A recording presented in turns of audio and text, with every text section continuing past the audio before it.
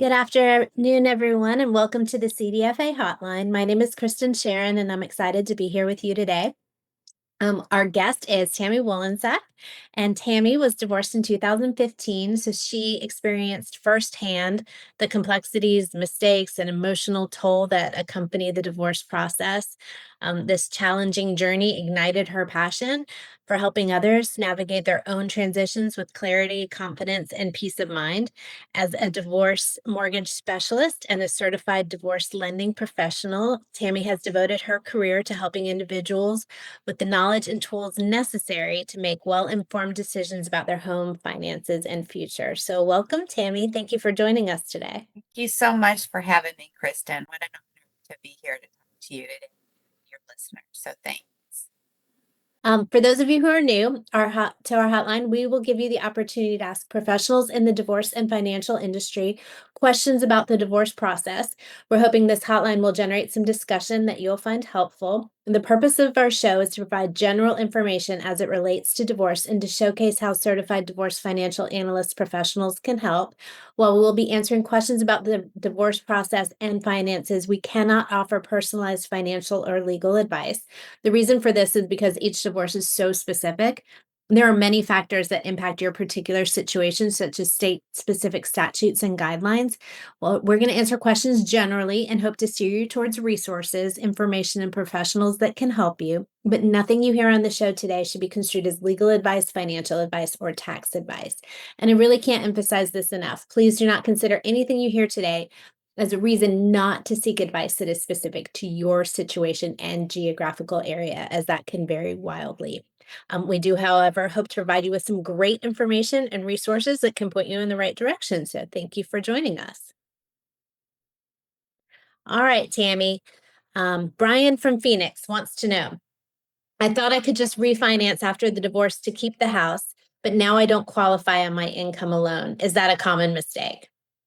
Absolutely is. That is one of the biggest things my Pied Piper voice likes to say is there's no too early to find out this information. I really like to look at everybody's situation prior to them signing their settlement agreement so that we can make sure that whatever their goals are for them and their family, that we can carry it out post divorce and looking at it before you sign your settlement agreement so that you can pivot easily in the event or at least come up with a game plan post divorce to making sure you have the income to be able to carry out what you're offering to your spouse. So, very important to be able to look at your income, your credit, your assets, and everything that it would take to get any kind of financing in place. Yeah, that's huge. And people assume they can refinance anytime, but that's not always realistic. So it's such Right. valuable advice for planning ahead before making promises. Absolutely. All right. Angela from Tampa asks, can I assume my ex's mortgage to keep the same interest rate, or do I have to refinance completely? And here's the answer. The answer is maybe. So, a couple of things. Assumption is a big topic these days. And the reason is because during the pandemic, right, in 2020 and 2021 and 2022, rates were really at an all-time low. And so many people either purchased during that time or refinanced during that time because interest rates were so great. And now everybody, if they're facing a divorce, they want to keep that interest rate. They're really determined because not only does the payment a lot of times looks very attractive to people, but also because we're calling it the golden handcuffs, right? They people just really wanting to hold on to a low interest rate. So what that means is one spouse sometimes can assume that mortgage or take over that mortgage and release liability of the other spouse from the mortgage. Well, that process only can happen post divorce. And that process can only happen if the current lender allows for it to happen. So you have to go to your current servicer, the person, the company that you make your mortgage payment to, and ask the question, I'm going through a divorce. is my loan assumable? And if it is assumable and they say yes, the questions can't stop there. Okay. You have to ask, what's the criteria? What's the timeline? Some of these large institutions take 6 to 8 months to even process a mortgage assumption. And also there's costs involved. Well, for a typical refinance, we would roll a lot of those costs into the transaction. So you have to be prepared to come to the closing table because they're going to reclose the loan with only one of you instead of both of you. You also have to qualify. So if it took two of you to purchase and get a loan, and now you're asking them to only leave one of the people on the loan, you have to qualify. They're going to put you through the same kind of qualification. Do you have the income? Do you have the credit? Do you have the assets? So you have to be prepared for them to go through that process post divorce. And the reason post divorce is because in a divorce situation, um, that you're dividing everything, right? You're dividing your assets. You're also dividing your liabilities. You could be liable for some type of support payments, whether that be child support or spousal support, alimony, maintenance, whatever it's called in your state.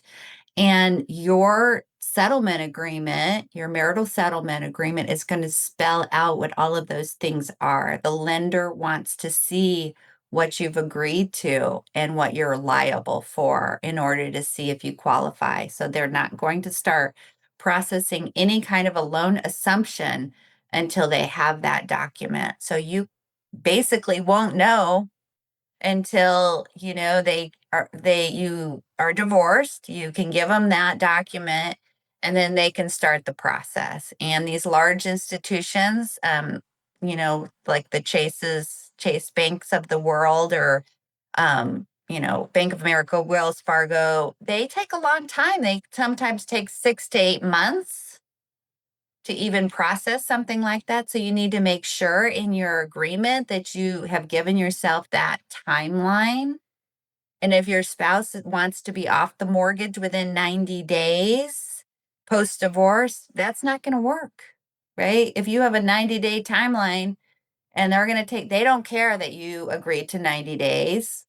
They're going to take the time that they need to get it done and process it. And there's probably not a big staff doing it. So be clear of timelines that need to be met with your soon to be ex, right? And is everything going to meet those timelines? Do you have the money to bring to the closing table? What are you giving up in order to assume your mortgage? Because how are you taking care of the equity portion that you have to pay out your spouse? All you're doing when you have a mortgage assumption is keeping the current principal balance and the current terms. You're not taking care of any of the equity in that property.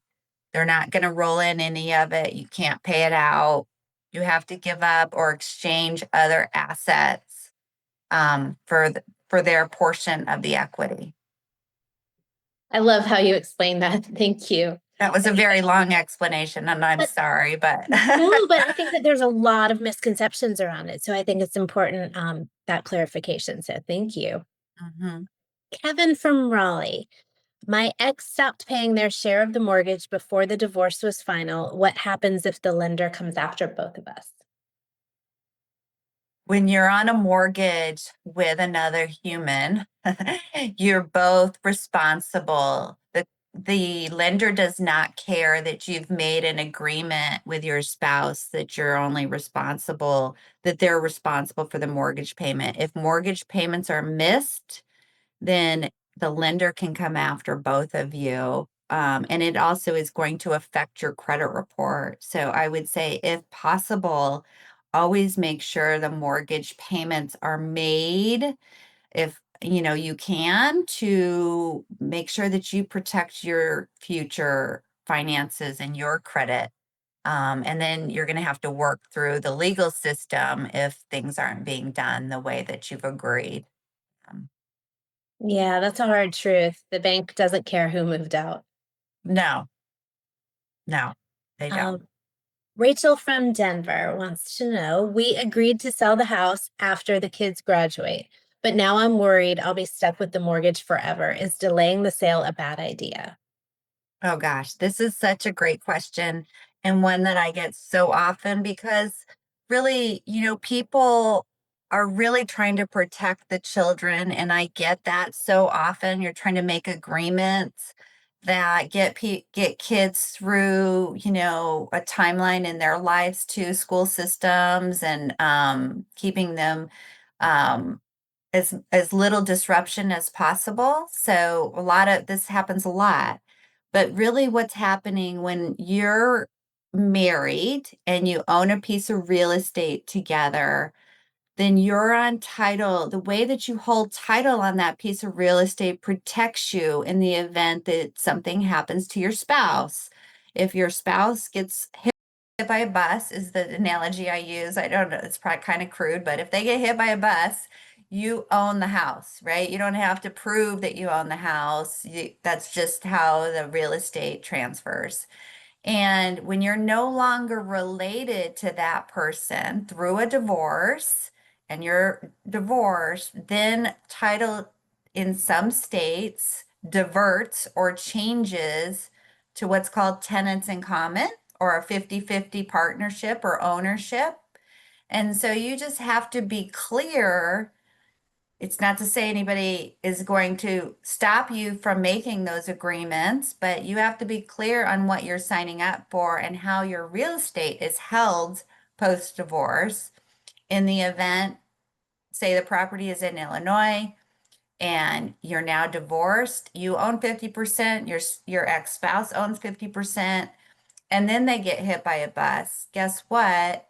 Their 50% be, could go to their estate, right? So now you own property with, 50% of the property, and there's a lot more things that need to happen in the event you want to refinance that property, you want to sell that property.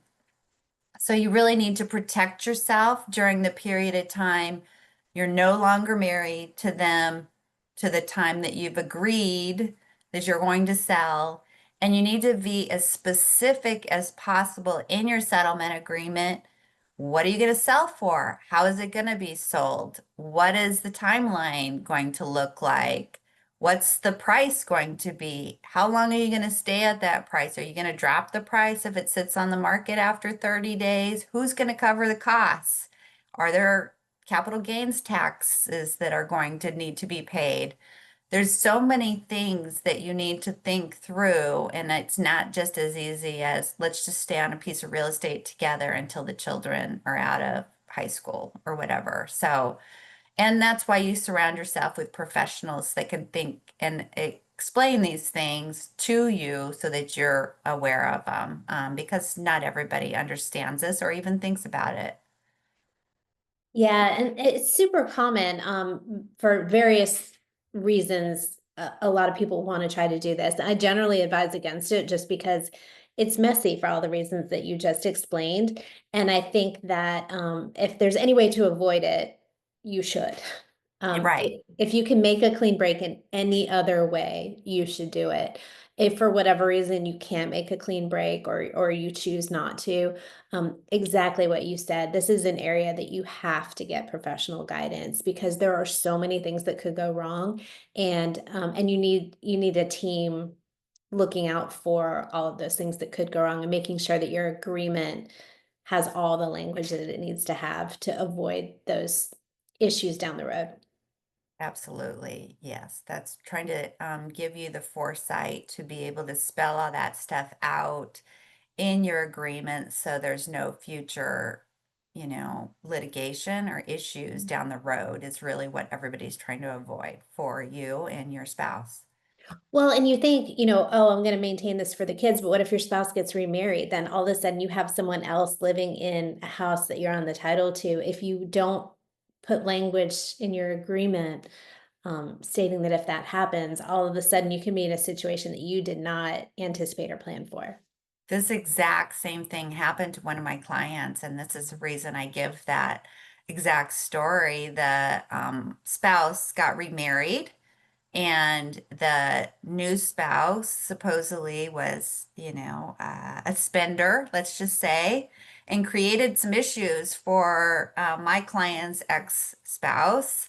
And that person threatened to file bankruptcy. Well, they own half the house still. Mhm. And I'm not a bankruptcy attorney, and I couldn't tell her where, what was going to happen. But now, they need to come up with a buyout. And the whole point was that this person wanted the money and to be bought out. Well, they hadn't agreed to what the number was going to be. All that was written in their agreement is that the house was going to be sold for market at the time their youngest was out of high school. That was it. That was what they agreed to. And so now they have to come up with what's the valuation of the home, what's the buyout amount, what about the capital gains like down the road, all those things that hadn't been taken into consideration.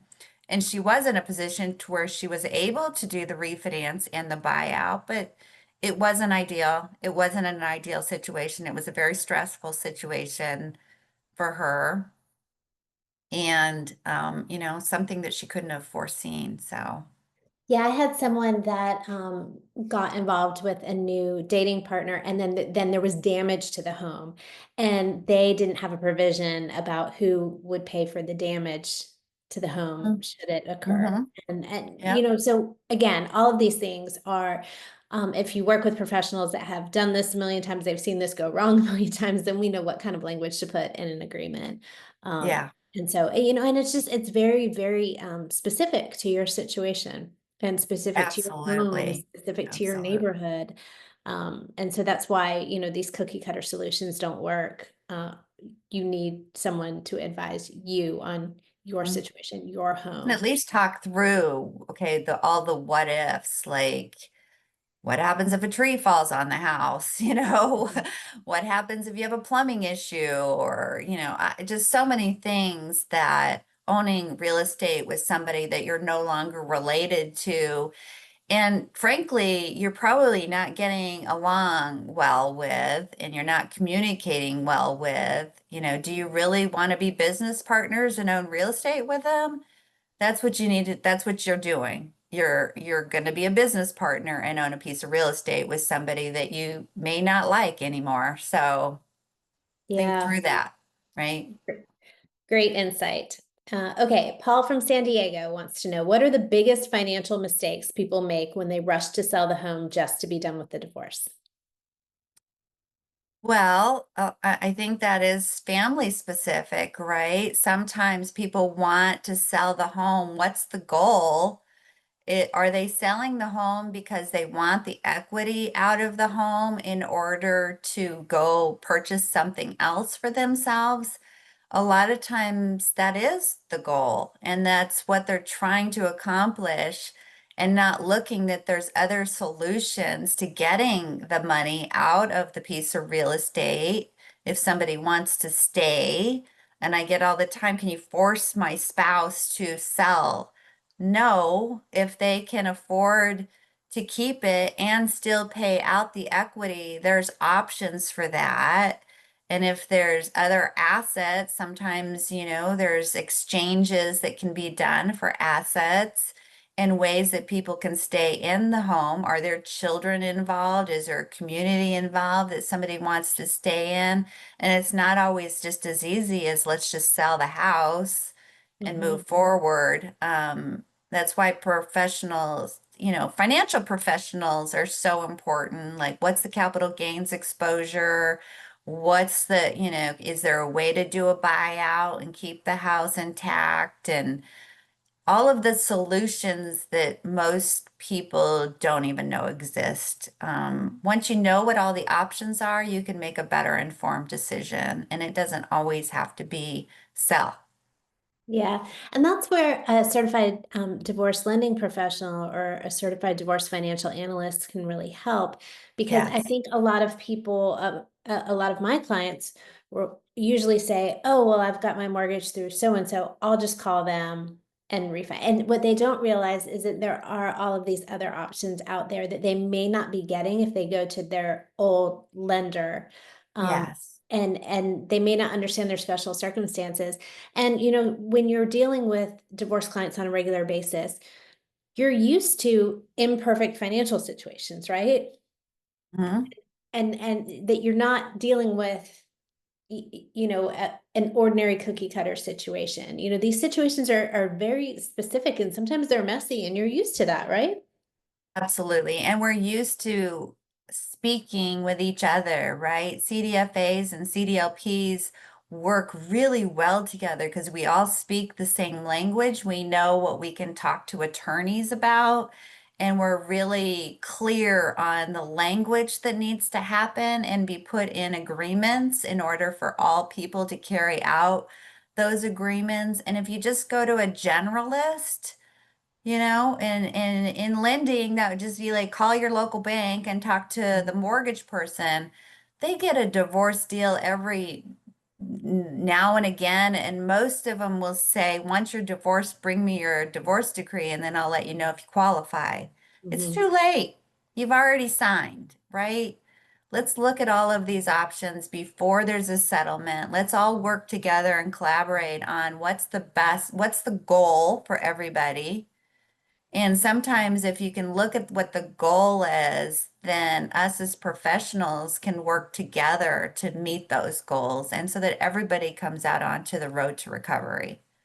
Yeah, I love that. And that's such wonderful advice. And I want to thank you so much for joining us today. If you guys want to reach out to Tammy, you can find her at tammywolensack.com. I'm going to go ahead and put her website in the link below. And if you're looking for additional information about divorce or certified divorce financial analyst, you can find that on our website at www.institutedfa.com. I'm going to put that in the link below as well. But Tammy, thank you so much for joining us here today. And I mean, this advice is just invaluable to help save somebody from going through a potential mistake because they didn't have the information that they needed. And this stuff is tricky. It is tricky. Thank you so much for having me. I Thank appreciate it, you. Kristen. All right. If anybody has questions for the next episode, you can go ahead and submit that below, and we will see you next time. Thank you.